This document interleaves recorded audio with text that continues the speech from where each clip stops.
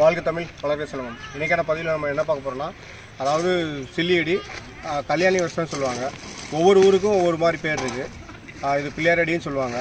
அதை எப்படி பண்ணலாங்கிறத வீடியோவில் பார்க்கலாம். வாங்க வீடியோ.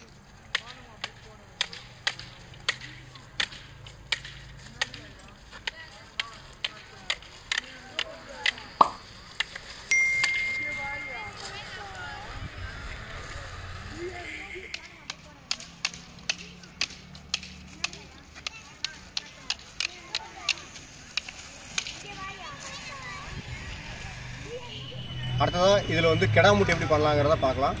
கிடாமுட்டைங்கிறது வேறு ஒன்றும் இல்லை, அதாவது நம்ம ஆடு வந்து செம்பரி ஆடு எப்படி முட்டும் ஒன்று தாக்கும்ல, அதோட மெத்தடு தான் இப்போ இந்த விளையாட்டில் நம்ம பார்க்க போகிறோம்.